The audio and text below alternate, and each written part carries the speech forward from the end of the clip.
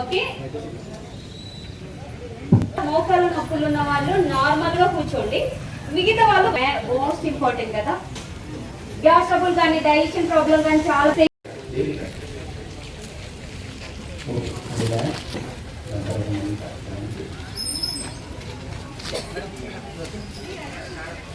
జిల్లా కలెక్టర్ గారు, గౌరవనీయులు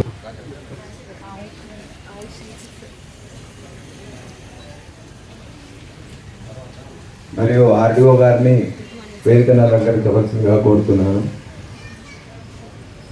శ్రీ ప్రమోద్ గారు, డిఎంఎండ్ సురేష్ గారిని వేదికపైకి రావాల్సిందిగా కోరుతున్నాము. Yoga nodal officer Anitha madam గారిని వేదికపైకి రావాల్సింది. శ్రీనివాస్ సారు, అందరూ డిస్ట్రిక్ట్ ఆఫీసర్స్ వేదికపైకి రావాల్సిందిగా కోరుతున్నాము. వాకర్స్ అసోసియేషన్ అధ్యక్షులు కోరుతున్నాను. మరియు కార్యదర్శి టీవీ సూర్యం గారిని వేదిక వద్దకు రావాల్సిందిగా కోరుతున్నాను. యోగా గురువులందరూ కూడా వేదిక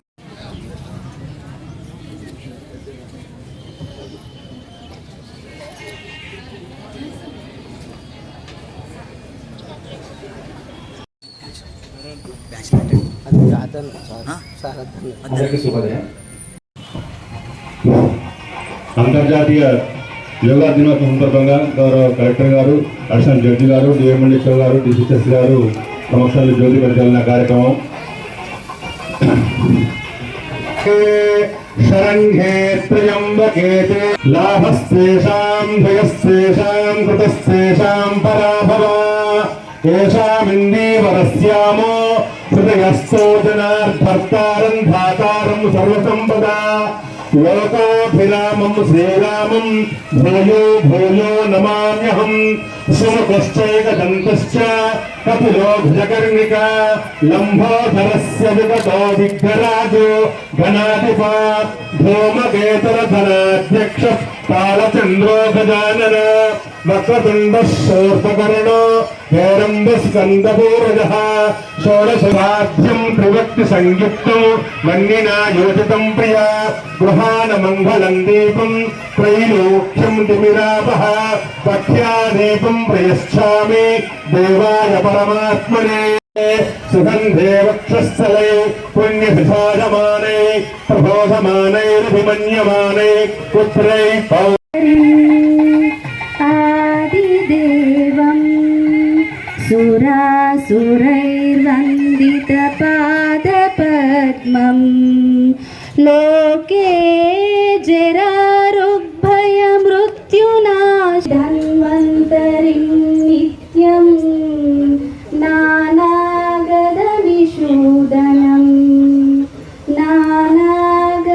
గా పెట్టేసి కాళ్ళ మీద కూర్చోండి. ఓకే, మండుకాసన పొజిషన్. మండుకాసన జెంట్స్ ఏం చేస్తారంటే, ఓకే, స్పైన్ స్ట్రైట్ ఉండాలి, బ్యాక్ బోన్ స్ట్రైట్ గా పెట్టేసి మీ రెండు చేతుల ఎగ్జాక్ట్ నాభి దగ్గర శ్వాసను తీసుకున్న తర్వాత స్టమక్ అనేది లోపలికి వెళ్తుందండి.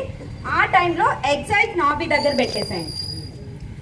ఓకే, శ్వాసను వదులు, నెమ్మదిగా కిందికి బెండ్ అవ్వండి. ఓకే, ఎంతవరకు మీరు బెండ్ అవ్వగలుగుతారో అంతవరకు బెండ్ అయ్యి తలను కొంచెం పైకి చేయండి. Yeah, super.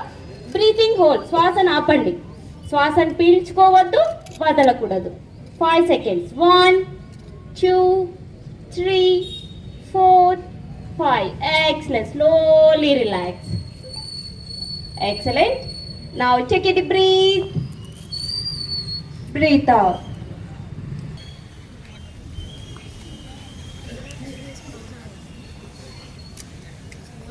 ఓకే, నార్మల్గా అందరికీ PCOD problem, hormone imbalance and tail bone problem ఉన్న వాళ్ళు చేయకండి. టెయిల్ బోన్ ప్రాబ్లం అంటే అందరికీ తెలిసే కదా, సో ఆ వాళ్ళు చేయకండి, మిగతా వాళ్ళంతా కంటిన్యూ చేయొచ్చు. ఓకేనా? నౌక సంచలనాసన. ఆసన వదులు, నెమ్మదిగా ముందుకు బెండ్ అవ్వండి. Again back, breathe out, breathe in, breathe out. Okay, అలా ఒక 5 times కంటిన్యూ. సూపర్.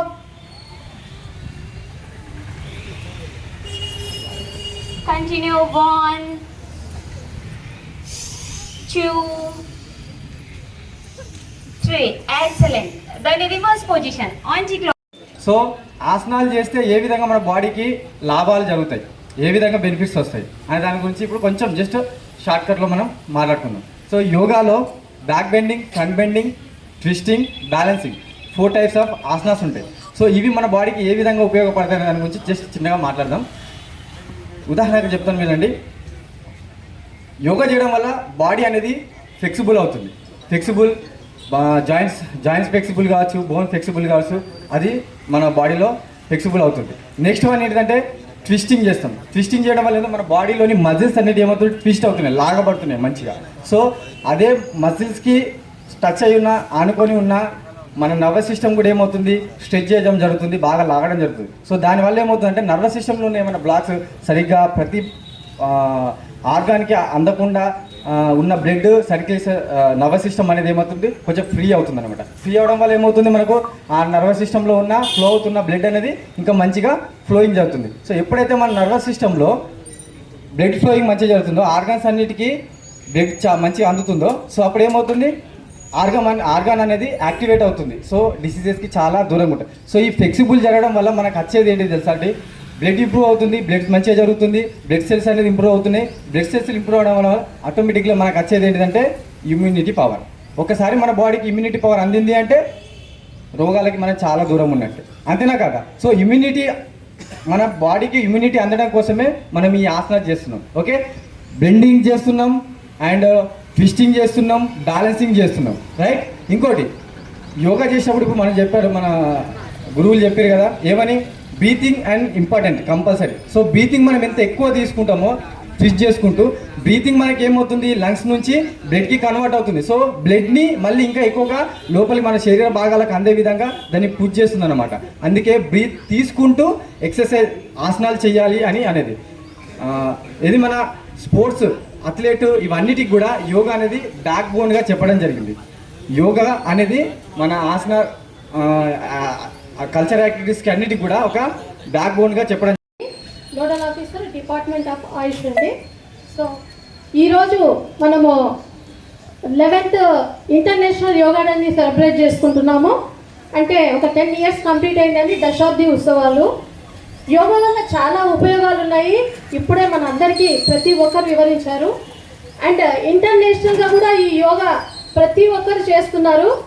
మన ప్రభుత్వం వారు దీనిపైన ప్రత్యేకంగా దృష్టి సారించి 1 Earth 1 Health అనే స్లోగన్తో ఈ సంవత్సరము ప్రతి ఒక్కరికి గ్రామంలో ప్రతి పౌరుడికి కూడా ఈ యోగా చేరువ కావాలని ఈ యోగా డే సెలబ్రేషన్స్ ఈసారి చాలా పెద్ద ఎత్తున మనం నిర్వహించుకుంటున్నాము.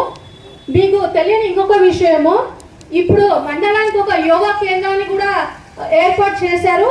అండ్ దానికి గాను ప్రతి ఒక్క యోగా కేంద్రానికి ఒక మేల్ అండ్ ఫీమేల్ యోగా ఇన్స్ట్రక్టర్లని నియమించారు. ఎందుకంటే ప్రతి గ్రామంలో ఏముంటుందంటే నాలెడ్జ్ ఉంటుంది, యూట్యూబ్ ఉంటుంది, అన్నీ ఉంటున్నాయి. కానీ ఎలా చేయాలి, ఏం చేయాలి, మనం ఏ డిసీజెస్కి ఎలా చేయాలి, ఎందుకంటే ప్రతి ఒక్కరు అన్ని ఆసనాలు వేయలేరు. కొంతమందికి బీపీ ఉంటుంది, కొంతమందికి షుగర్ ఉంటుంది, కొంతమందికి బ్యాక్ పెయిన్, ఇలా డిఫరెంట్ ఇష్యూస్ ఉంటాయి. సో ఆ యోగా ఇన్స్ట్రక్టర్స్ మీకు మీ డిసీజ్కి తగ్గట్టు వాళ్ళు యోగాని మీకు నేర్పిస్తారు. సో ఈ యొక్క యోగా వల్ల మనకు సైంటిఫిక్ రీసెర్చెస్ అంతా ఏం చెప్తున్నాయంటే, మన గుండెకు సంబంధించిన బీపీని తగ్గించడానికి, షుగర్ని తగ్గించడానికి, ముఖ్యంగా మెంటల్ బ్యాలెన్స్ తగ్గడానికి, మనలో ప్రతి ఒక్కరికి ఇది చాలా ఎక్కువగా వ్యాధించే వ్యాధులే ఇవి. BP, sugar, arthritis plus mental stability అనేది లేదు. యోగా మెంటల్ స్టెబిలిటీని, అంటే మనకు మెంటల్గా మనం స్ట్రెంగ్గా ఉండి డిప్రెషన్కి లోన్ కాకుండా చూస్తుంది. సో మన యోగా ఇన్స్ట్రక్టర్లు స్కూల్లో కూడా వెళ్తున్నారు, గ్రామాల్లో కూడా పొద్దున్నే యోగాని చేస్తున్నారు.